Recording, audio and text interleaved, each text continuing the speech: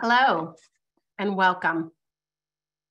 We are so honored to have so many caregivers tuning in today to learn about the steps that occur between submission of a new drug application and an FDA decision and beyond.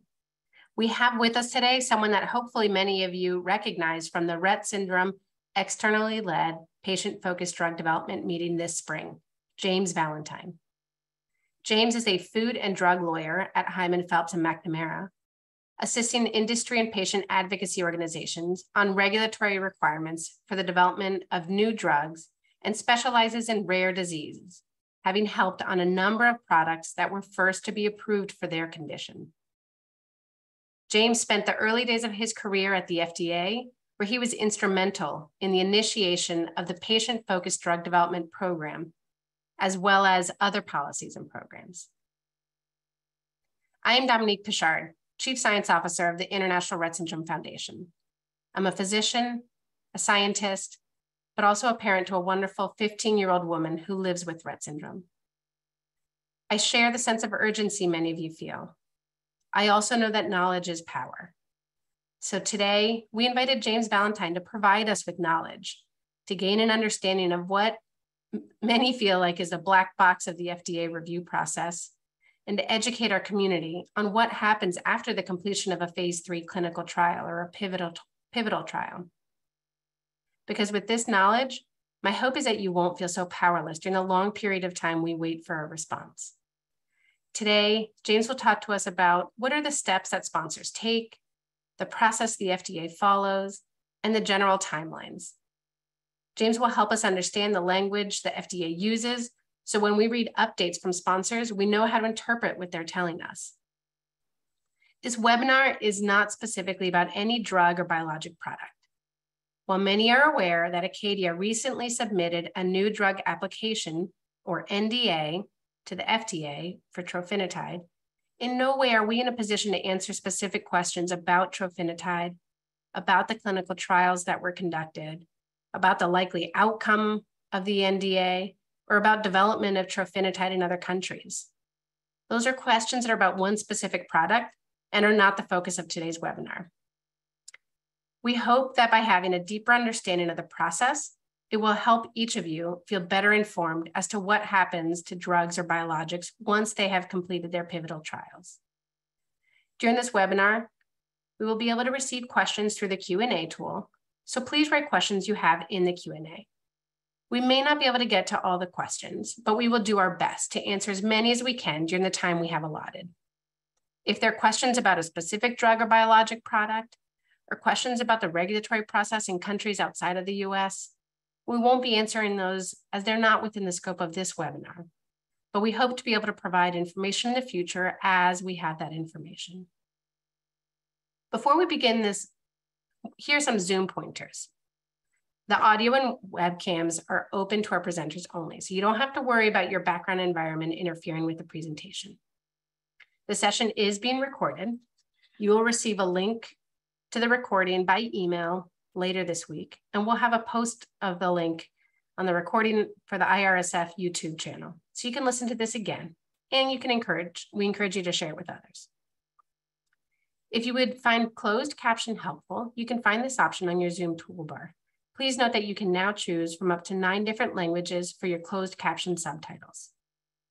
Your update for your Zoom webinar may limit this language ability, but we hope that you will find this helpful if you have access. If you're having trouble hearing, please check and turn up the volume on your phone or your device. Finally, on behalf of the Board of Directors and the IRSF team, we want to thank our donors and supporters for allowing us to continue to provide meaningful resources to our community. Our 2022 educational programming is made possible through the generous support of Acadia Pharmaceuticals. So without further ado, I would like to welcome James Valentine to this webinar. Hi, James. Thank you for joining us this afternoon. Hi, Dominique. Great to be here and with this community again, and looking forward to our discussion. Thanks so much. So previously, you shared with our community an excellent overview of the different phases of clinical trial during the patient-focused drug development community webinar that we gave in January. Can you remind us what a phase 3 clinical trial is? Sure. So when you hear reference to a phase 3 trial, clinical trial, that's the type of trial that comes towards the end of a product's development life cycle. So as you might imagine, there's phase 1 and 2 trials that come before a phase 3 trial. Those are smaller and shorter studies that are, focused primarily on evaluating the drug's safety, the most common, side effects, as well as understanding different dose levels and, how, the drug is distributed within the body and, if it's interacting with the right parts of the body in order to have the effect, maybe even some early signs and signals of drug benefit. Phase 3 study is different. It's longer, it's larger, typically, and it's designed to actually evaluate whether the drug is providing a treatment benefit, and it's doing so typically through a comparison between the treated group and a control group. Probably the most common type of control group is a placebo control. So those who aren't receiving the treatment get a placebo. I kind of think of this as the sugar pill, or so to speak. But we're able to then see that difference between the treated group and that control group, to really help establish whether the drug is providing a benefit, as well as to understand so much more about the drug's safety following, again, more patients now, and sometimes for longer. And these phase 3 studies, importantly, the design of these studies are informed by those earlier studies. So we can hone in on what's the right population to measure, to evaluate, what are the best endpoints for measuring drug benefit or efficacy, what dose or doses we should, maybe hone in on, again, to try to now in this trial really, establish that benefit risk profile. That's a great overview. And do the sponsors of these trials, do they meet with the FDA when they are planning their phase 3 study? Is it informed by discussions? Yes. So most typically, there's always exceptions, but companies or other sponsors that are developing these drugs, between those different phases of development, will meet with FDA. They'll provide and share the results of those earlier studies. And as I was alluding to before, that then helps inform the design of the later phase studies. There's a special type of meeting called an end of phase 2 meeting that occurs after a phase 2 meeting. A sponsor requests that meeting with FDA, and FDA treats an end of phase 2 meeting as one of the most important types of meetings, because you really want to get the design of the phase 3 study right. And so they dedicate a lot of energy and resources to providing guidance to companies and informing what that phase 3 study looks like. That's really helpful. So when they are conducting their phase 3 study, it is informed by feedback that they received. And so that their goal of bringing this forward is hopefully aligned with what the FDA actually would be looking for. Yes. And that actually brings up go ahead, James. Yeah, I was just going to say, and beyond that particular meeting, the sponsors will submit their final protocols to FDA. There may be, there could be an additional guidance meeting, but FDA could also provide written comments to the protocol or the statistical analysis plan. So the protocol is the study plan. It's the details of how that phase 3 study will actually be run and what is being measured. And then the statistical analysis plan is the document that outlines how all of the data is analyzed. Essentially, what's the hypothesis that we're testing or posing and testing, and how are we going to do that? And so a lot of those details are also commented on by FDA, oftentimes in writing. Great. And so then a sponsor will conduct their phase 3 study. Once it's done and the sponsor analyzes their data, what comes next? Yeah, so, I think we all think that there's just like, oh, a study's done and that's all there is. But you know, when we kind of reach the end of study, there's a number of activities that have to happen for the study really to be done, for, you know, allow us to formally analyze the data. You know, the database, which is just really all of the you know, records that contain the study data, have to be locked. They have to be then quality controlled. This needs to happen pretty quickly, but you know, it's a very important step in the process, you know, that helps us make sure, you know, that the data that we're analyzing, you know, is the final data and that there aren't any issues with the data. So once that kind of step happens, then the sponsor, you know, so the company that's developing the product, you know, they have to roll up their sleeves and dig into this data. And there's, of course, you can, you know, we all see the top line results reported, you know, what was the finding of the primary endpoint or key secondary endpoint, you know, those really big and important, you know, aspects of the study. But there's a lot of data that needs to be evaluated, you know, and so, you know, the company has to wrap its arms around this data and understand what's going on. And then once it has an idea, if it wants to move towards, you know, we're kind of using the assumption that after this phase 3 study, a company wants to move forward towards a marketing application, that new drug application, which is kind of what formally asks FDA to consider that drug for a marketing approval. You know, company could decide that it wants to do another study. It could decide to take no action at that time. But if they do want to move towards a potential marketing application, then what they would want to do is put that information together and request another special type of meeting, which is called a pre-NDA meeting.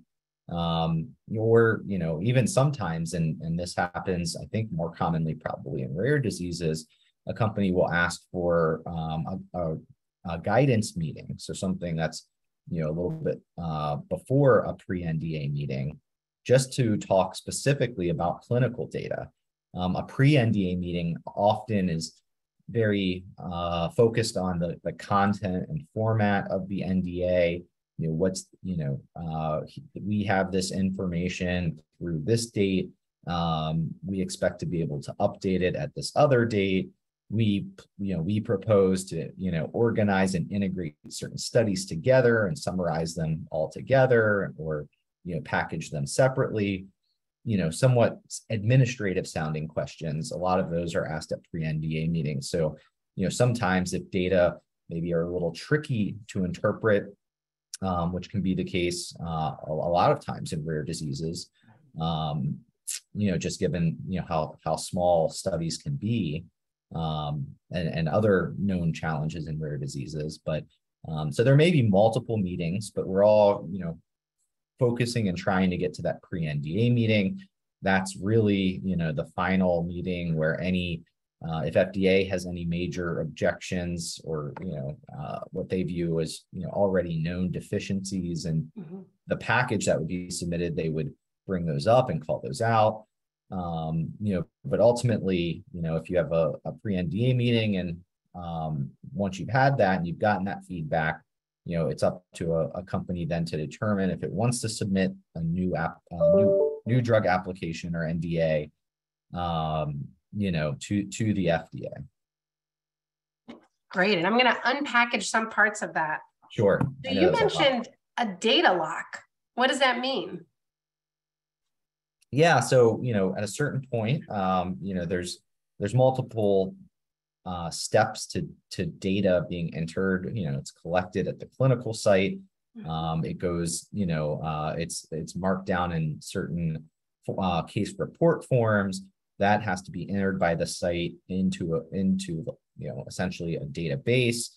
You know, at some point, the opportunity to edit or modify that data needs to happen.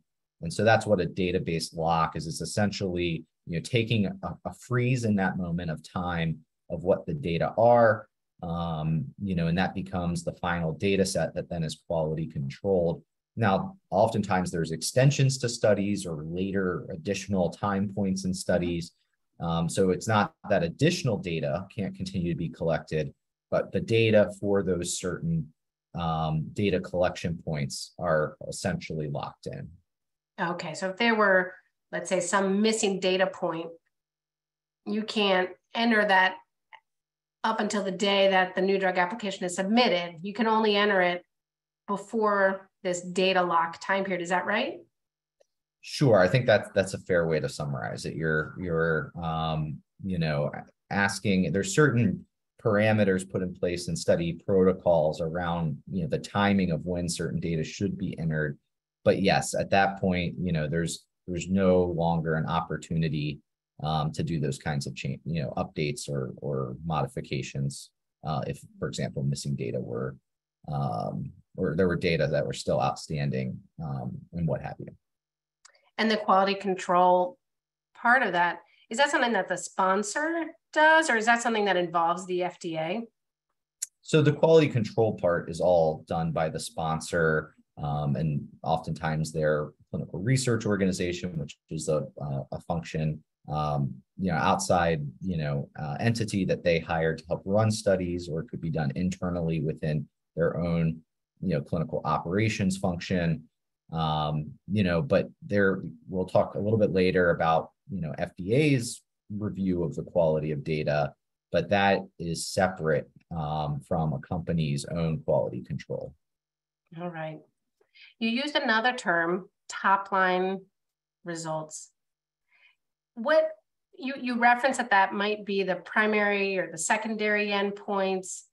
And so are top-line results the same across all studies, or is it just the key points that the sponsor is sharing?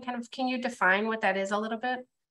Sure. So top line is not a formal term. So it is subject, you know, it's kind of a general term of art that refers to, you know, some of just the key findings from the study without going into, you know, more detailed presentation that you might see at a scientific conference or in a publication.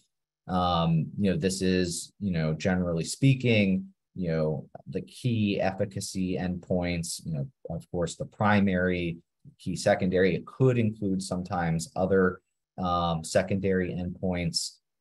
It also includes, you know, a high level summary of the safety findings, you know, so usually will include, you know, most common adverse events, the most serious adverse events.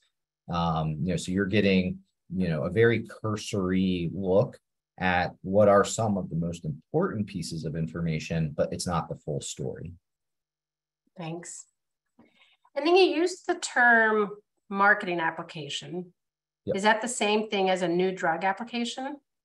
Yes. So marketing application is a general term referring to, you know, any regulatory application that's asking for marketing approval. You know, for new drugs, which is what we've been talking about, that's the new drug application or NDA. For biological products, which can include anything from, you know, enzyme replacements to vaccines to cell and gene therapies. Those are considered biological products by FDA.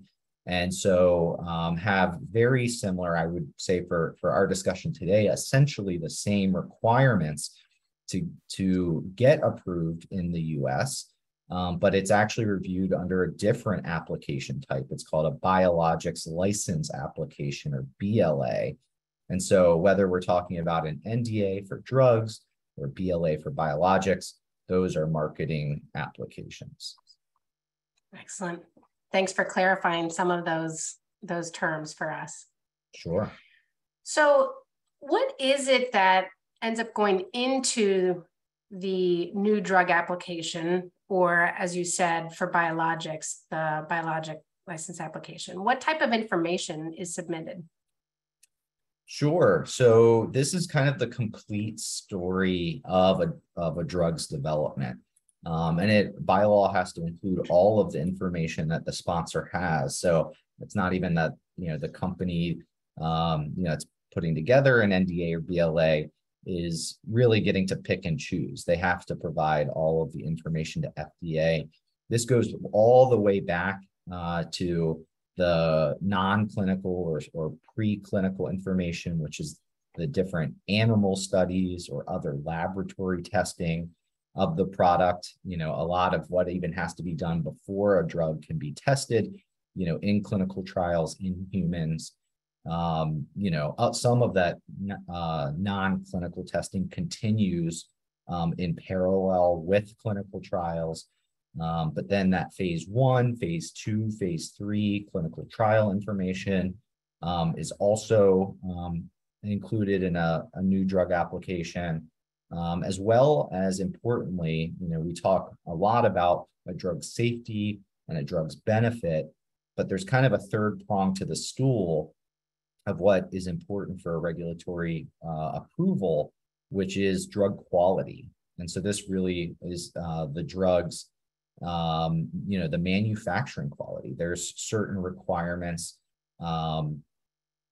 that drug companies have to follow in terms of making sure that the drugs are, contain the right amount of the active ingredient, that their manufacturing process helps prevent against issues, in terms of that consistency. It also helps, some of those procedures have to help protect against impurities or things that could be harmful to patients if they made their way into the drug product. Other aspects, even just to help make sure, a lot of drugs have to go sit on a shelf or sit in a refrigerator for some time before they get used by patients. And so you need to make sure that shelf life or that stability, has been tested. And so, that all of that manufacturing information is also included in the NDA. So it sounds like that's a lot of information that gets compiled into what I imagine is a long document. So yes. when a sponsor submits their NDA, does the FDA begin their review right away? Kind of what's the process on the FDA side? Sure. So when the FDA does get an NDA submission from a company, it then goes into what is called a filing review. So that's different from what I'll call the substantive review, or the review of, in terms of actually, making their conclusions of whether, the drug is safe and effective and high quality. And so the filing review is more to evaluate the completeness of that application, to make sure it includes all of the necessary components, all of the different data that are required to meet its requirements. And they do that filing review within the first 60 days of when they get that NDA submission. This is kind of, think of it this way, it doesn't make sense for FDA to start doing, the real review, which takes, given how much information there is, a huge investment of their resources, their reviewers' time, if it's going to end up that the application is missing information that they would need in order to finish their review. And so that FDA does that filing review, and then once they conclude that the application is sufficiently complete to allow their review, they file it. So that's why I called it filing review. FDA takes that NDA submission and then reviews it and decides that they're going to file it. Once the NDA or BLA is filed, then that's when FDA assigns their, review team, all of the different reviewers, from, chemists to toxicologists, pharmacologists, clinicians, statisticians, et cetera. They then are, the formal review team is assigned, and then that's when FDA initiates the actual substantive review of the application. Excellent. So if during that 60-day period that they have for their filing review, if they do request something's missing or needed some additional information, does that 60 days restart once the sponsor provides that additional information? Yeah, so if there's little things that, we noticed that you missed, this data set that was referenced seemed to not be there when we've looked for it. FDA can allow a company to kind of, correct those kind of minor errors. If there are things that are truly just could be administrative, just kind of gaps, just knowing how much there is to submit, I would say that this almost, is guaranteed to happen to some degree. So that happens without restarting the clock. If there's really more of an issue and there's maybe a disagreement of whether between a sponsor and FDA over whether certain information provided really is there, really does is sufficient to allow FDA to review. FDA can then, and I didn't talk about this, but at the end of that review, if it determines that there isn't sufficient information or that the information provided, can't possibly meet its standards, even though technically there's something there in that slot of the application, it can issue what's called a refuse to file letter, which is just a fancy name for a document to say, we've finished our filing review and we don't believe that, here are the pieces that we think represent the inadequacies of what you've provided. Okay. And the timeline, that initial 60-day is for both NDA or BLA. Is that correct? That's right. For any novel product, so a product that's not been previously approved before, for some indication, we're talking about like a supplement to an existing NDA, those have different timelines, and we don't have to go into that today. But for novel products, this is the standard review process. Okay. All right. So now let's say the FDA has done their filing review and they've said, okay, we're filing this NDA or BLA. And you mentioned that that's when they start putting together their review teams. There's some standard timelines that the FDA has to work with. And in particular for rare diseases, some of those timelines might be shortened. Can you talk about how long the FDA has to review and kind of some of what people might have heard of with orphan drug designation, or that might allow for a priority review, kind of what that means and how it compares to the regular review timeline? Sure. So if a product is filed by or an application is filed by FDA, there are certain goal dates that are set out in what's called the Prescription Drug User Fee Act commitments. So every 5 years, FDA negotiates with industry, like the trade groups, not every individual company, but the organizations that represent industry, and they negotiate that in exchange for certain application and other user fees, they're going to commit to doing their review activities within certain timeframes, or I should say, commit to try to do certain activities within certain timeframes. These are really goals. They're not, required strictly to be within that specific time frame. So that's important to know, is that this is a goal. FDA usually does meet the goal date, but in some exceptions, FDA does not, and that is allowed under the Prescription Drug User Fee Act commitments, or PadUFA commitments. And so the review timeframes under these commitments is that an NDA will be reviewed within 10 months, and that's called a standard review. So FDA, has, after those 2 months of filing review, an additional 10 months to do its actual review of the NDA. You mentioned priority review. Priority review, it's actually not specific to rare diseases or drugs, orphan drugs. It's for any drug that is for a serious or life-threatening condition, and the drug, if approved, would address an unmet medical need for one of those serious or life-threatening aspects of the condition. So, so that does end up happening a lot in rare diseases, because the unmet needs are so great. There's, often very few or no approved drugs, and rare diseases, so many of them are in fact serious and life-threatening. So, those boxes can get checked as long as the drug, again, is for those serious aspects of the disease. And that's what the data we're evaluating. But if during that filing review, FDA also determines whether the NDA will be reviewed under standard or priority review. Excellent.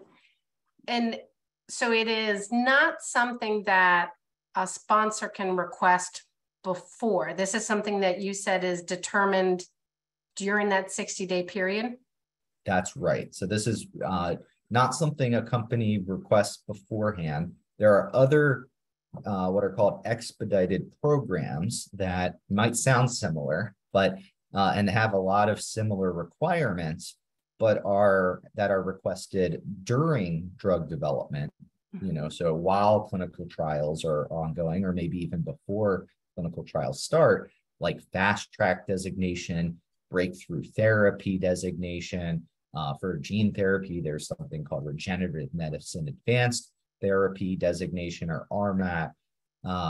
So some of those programs are to help expedite the drug development process by allowing for greater interaction with FDA. Those are separate from priority review, which expedites the application review process by cutting it down to 6 months from 10. Okay.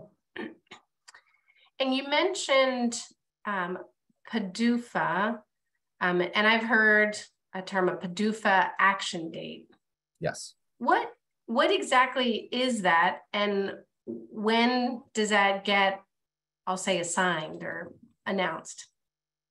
Sure. So that is something that is communicated to the company. We've been calling them the company or the sponsor. Technically, at this point, they're now the applicant because they've submitted the application, but it's all the same thing. It's the company.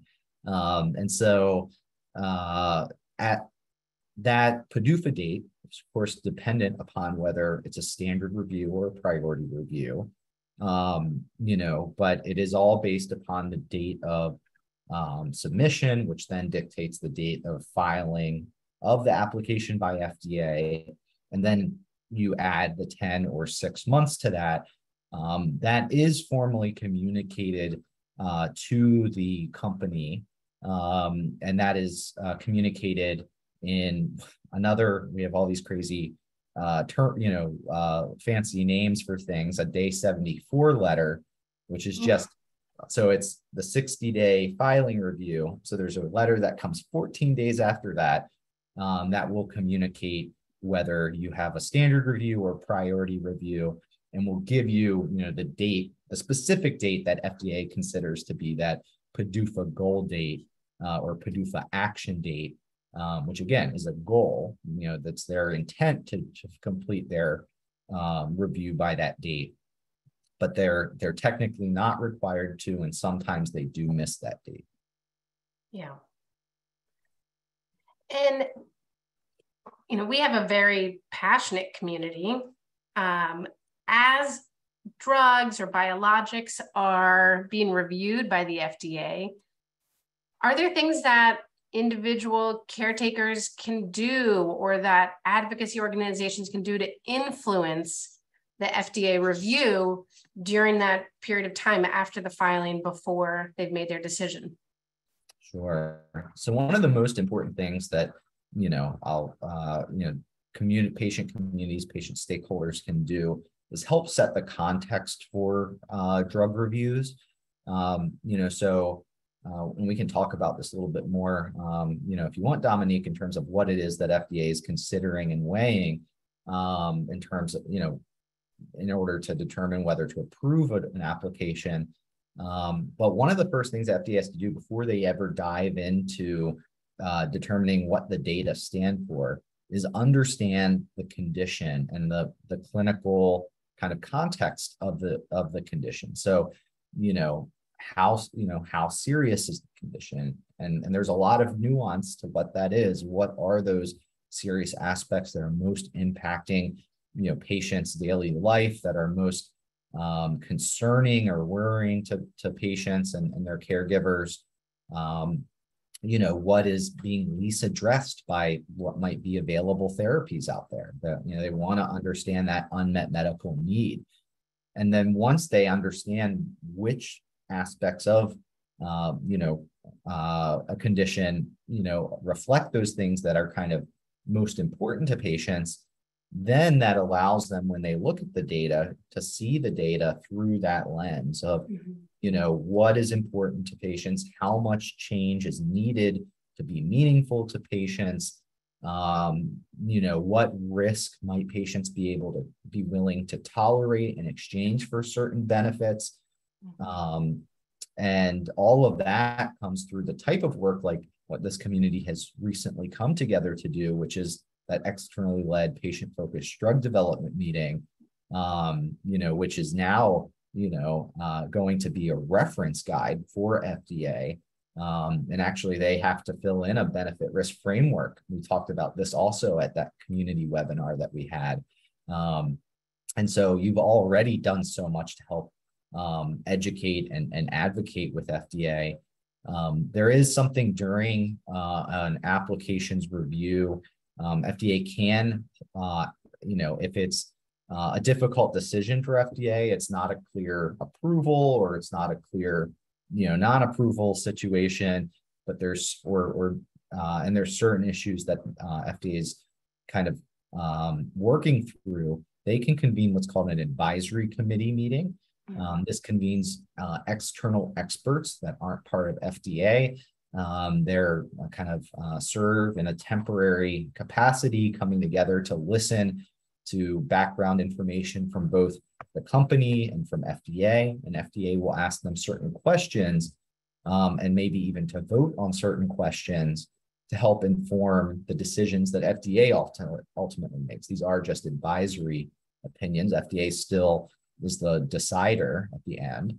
But during those advisory committees, if one were to be convened for a particular product under review, there is what's called an open public hearing.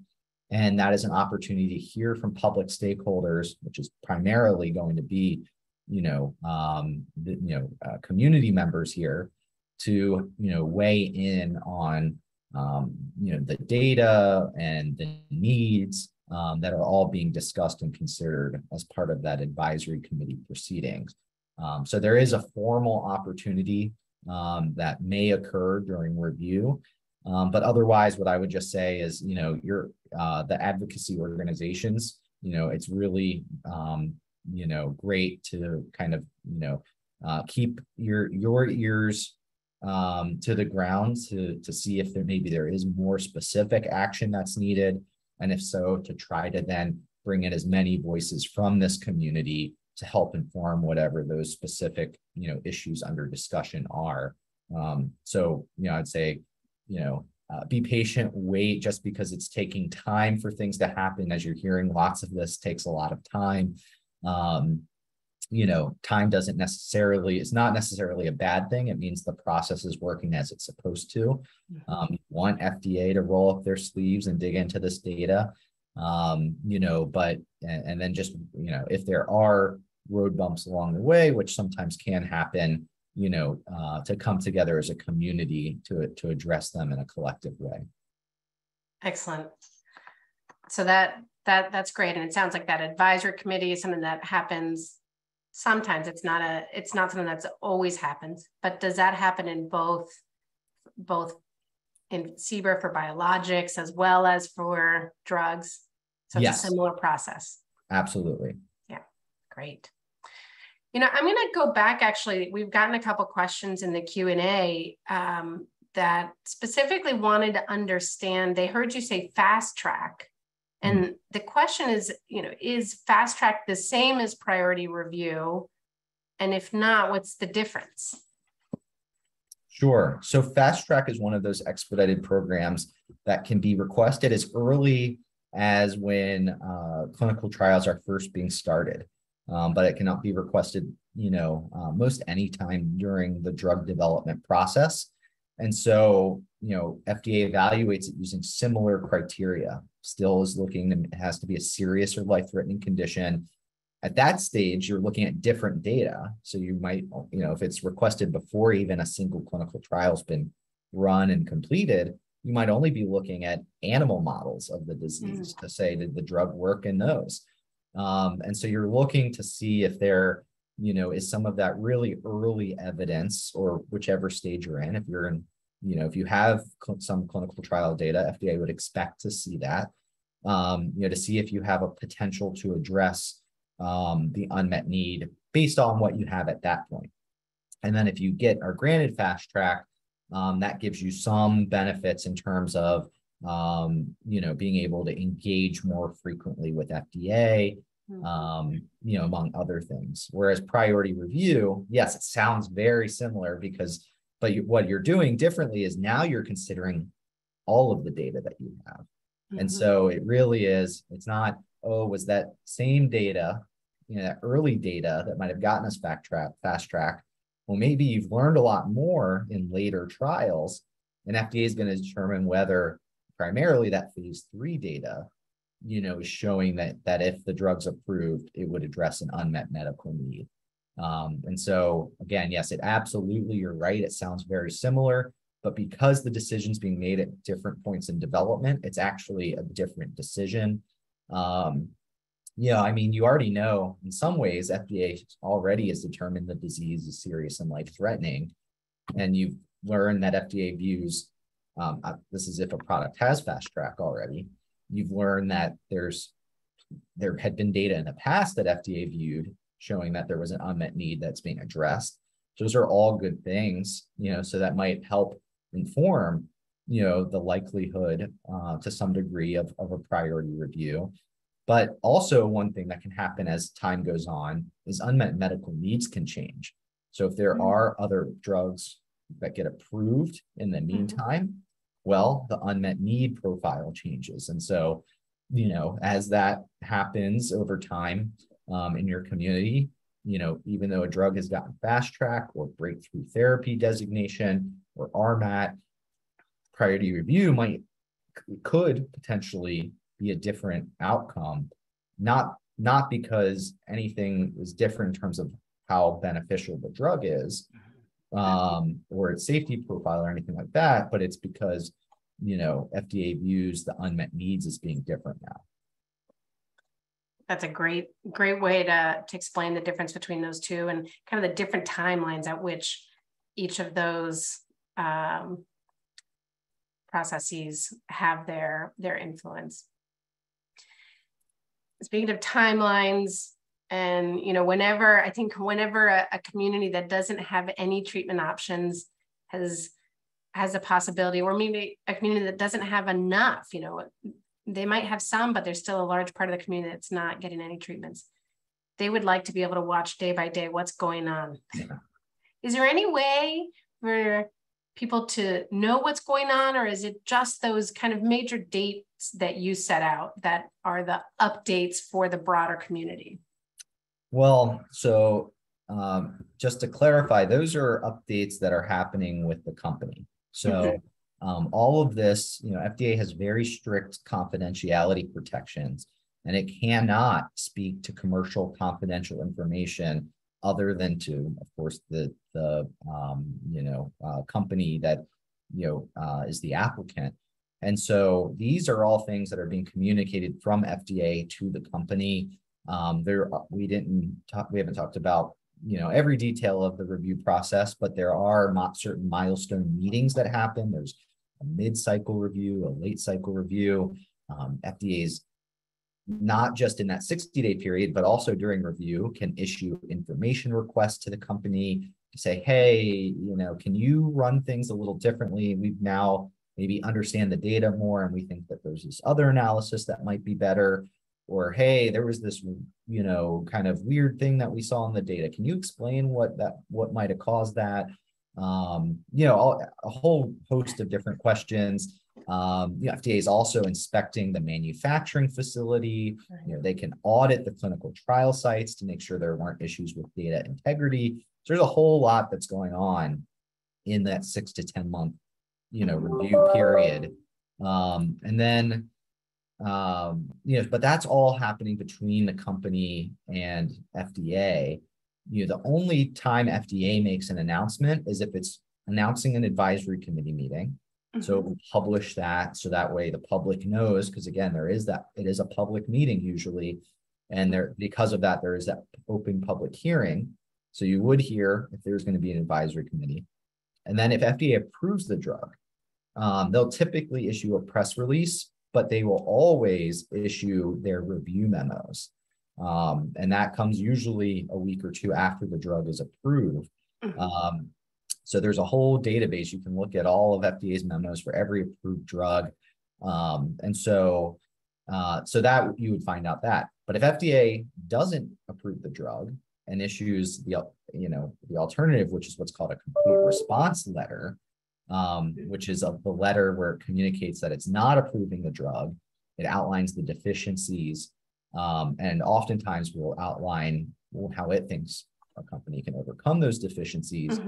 That is not publicly communicated by FDA. So really the only updates that you might get during review will come from the companies that are under review. They certainly have lots of considerations in terms of determining what updates that they can make. Many companies are public companies. I'm not a securities lawyer. But I know that there's a lot of regulation over what they can say in terms of informing and influencing the market and the investors that they have. You can look to companies, and I think your patient organizations are going to be getting, being included in when those announcements happen to make sure that can get passed on appropriately to you all in the community. So I'd be looking to the company and to your advocacy organizations for those types of updates. But just know that most companies, it's not like they're giving a weekly, a monthly, a quarterly update. It's usually when more that there's a decision that's been made. Because you can have those mid-cycle meeting, like I referred to a mid-cycle meeting. It's not like you go to a mid-cycle meeting and necessarily you're going to walk away saying, oh, we're for sure on track. FDA is definitely not approving us. Like there's a lot more to it than that. And so, it would be a lot of times premature to be giving frequent updates just because it's such a fluid process. Yeah. And that is so interesting to bring up the fact that some of these companies are publicly traded, and then there are SEC rules around what and when and how they share. Right. And for us as a community who really just want our loved ones to have, some sort of treatment that'll help them. That's a whole nother aspect that influences us being informed, right. And the process. So thanks for bringing but that. If you if you wrote to an FDA person, if you were sitting across the table from them, you ran into them at a Starbucks, whatever, they're bound to not be able to say. So, in terms of talking about the FDA process, it's not that FDA is hiding something, or they have, just very strict laws that dictate what they can and can't speak to. And so that's why you're not seeing that kind of stuff from the FDA side. All right, thank you. You brought up quite a bit about possible outcomes and kind of notices that can come out, whether it be positive or negative. So really, what are the outcomes? Is it only yes and no? Is it maybe so? What does that look like for a company? Well, by the time the action is taken, at that point, like I was mentioning, there might have already been some, ask for additional information. One thing maybe you should know on timelines is sometimes if a company submits additional information to FDA during that 60 or 6 or 10 month review period, if it's really kind of a substantial information or really critical information, maybe even if in terms of volume, it's not that great, but it really, makes is a critical element to what will inform FDA's decision making. FDA may say that that's not just going to be a minor amendment, but actually a major amendment. A major amendment, and this can only happen once during a review, but if FDA can accept one major amendment that extends that PadUFA goal date or that PadUFA action date by 3 months. So that is something that can happen during a review. And so, the company, of course, would be made aware that their submission has been deemed a major amendment and that goal date has been moved. But in terms, once we get to the goal date, and FDA, they're meeting their goal, they give the company either an approval letter or a complete response letter. It is binary, at that point. It's yes, you're approved. No, the information to date that we've had is not sufficient for approval. I think FDA, it's not it's purposeful that it's called a complete response letter. And it's not just a non-approval letter, because it is intended to be more than just saying that. Which is, you don't have enough now for an approval. It gives and outlines the deficiencies that FDA found, which again could be on benefit, on risk, on quality, and will be detailed. And a lot of the times it goes into detail of what FDA thinks would be the type of information, if collected, could address those deficiencies. And so, so there is more to it. So the company will have some idea of how far, the data they had were for meeting FDA standards. But it also doesn't end there. Companies have the opportunity, if they get a complete response letter, to have a post-action meeting. So they can request a meeting to talk about that complete response letter. Maybe the company has different ideas on how they could address some of FDA's deficiencies. And so you can then go in and have a discussion around that path forward towards a potential NDA resubmission in the future. Okay, great. And if they do receive if a company were to receive an approval letter, does that mean the next day people can go to the pharmacy and get a prescription filled? Like what does that look like? Yeah, I mean, I guess in a technical sense, it could be possible, but in a practical sense, no.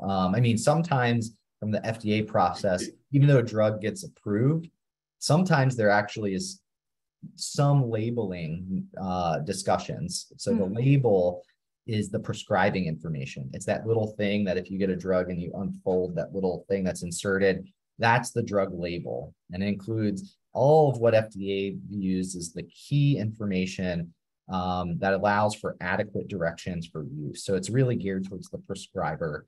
So typically your doctor, and it outlines the indication that the drug was approved for. So what's the disease and the people within that disease that the drug's been approved for. What's the right dosing and the way to administer the drug? What's the important data, both non-clinical and clinical data from, in terms of helping monitor patients and make decisions on whether what the benefits and the risks of the drug are. And any, maybe high-risk populations that you need to monitor more or exclude prescribing to. A lot of information. So that document has to be worked out at some point during this review process. And so sometimes if there's minor things that are left in terms of wordsmithing, that might actually still need to happen. And that could happen after the approval, technically. But also companies there's a lot that, they're focusing on getting that approval.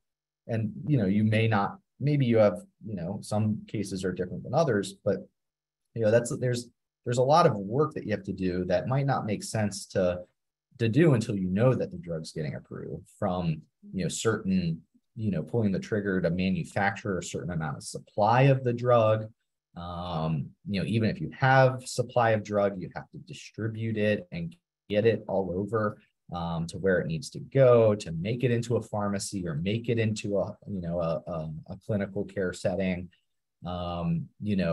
There's also the element of access, so insurance coverage. So some of that can start to be negotiated with payers before an approval.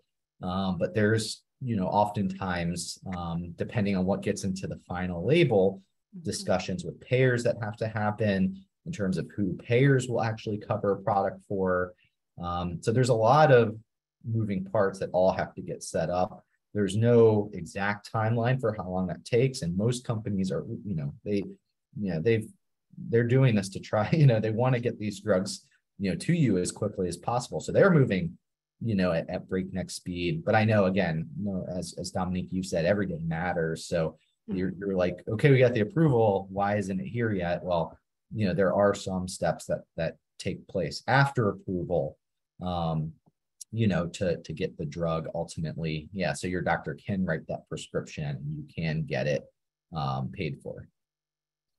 That's great to just have a general understanding that, again, that there'll be, if something were to be approved, and again, whether it's a biologic such as a cell and gene therapy, or if it's a drug, once notification of that approval happens, there is likely still a waiting period before anyone, participant or one patient could actually go get that treatment.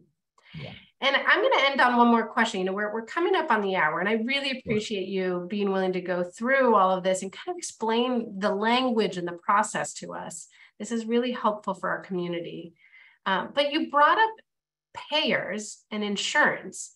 So just in kind of, does the FDA dictate how much the drug is going to cost, what insurance will cover it, who exactly insurance will cover? So like, for example, in Rett syndrome, all of the clinical trials to date have been conducted in females. Is it the FDA that says only females can be treated, but really kind of that side of it, once a drug is approved, is FDA involved with the insurance part of it? Yeah. So, FDA influences, ends at the, really the approval. So they're, deciding what goes into the labeling, which is what, in large part payers are going to be looking at. So, FDA may give an indication that's very narrow and specific to not just those who are in maybe a trial, but even a subpopulation within those that were in a trial, maybe that had the best response or had the least safety issues. Or sometimes FDA says there's good rationale or maybe modeling to exist to go beyond what was just in the clinical trial. And so they might give a broader label, which sometimes happens. But ultimately, the data are the data, and that's what, that's going to be available to payers, and that will be summarized in the labeling, but, they also will, can ask of that from companies. And so, they're going to make their own decisions that are totally separate from the FDA decision, in terms of, what they're willing to pay for, to what degree. So they're not obligated to pay for something just because it's FDA approved.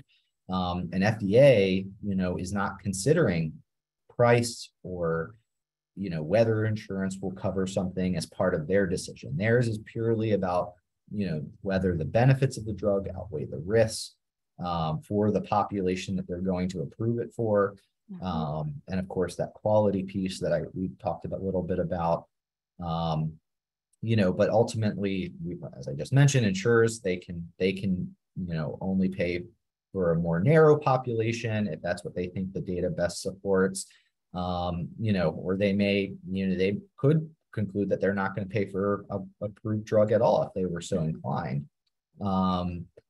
In terms of then, separately, your prescribers, so your care team, your doctors, they're going to look at this information, and hopefully your prescribers are good patient partners and are having conversations with you and talking through with you, that benefit and risk data, and you all can make those decisions.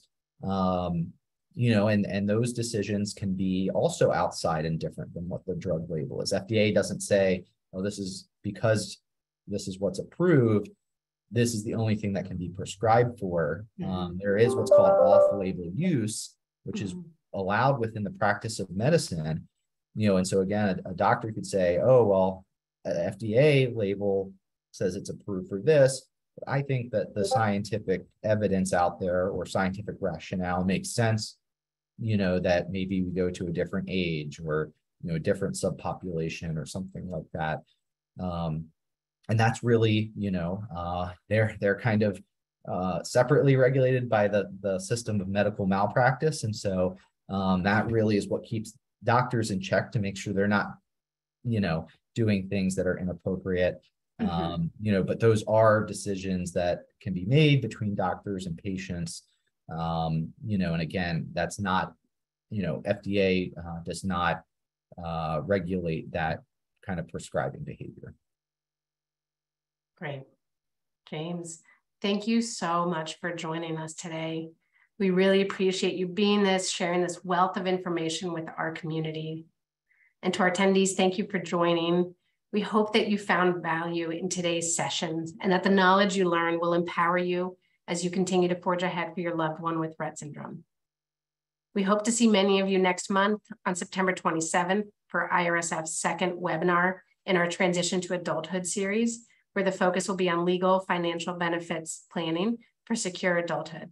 You can sign up now on our website.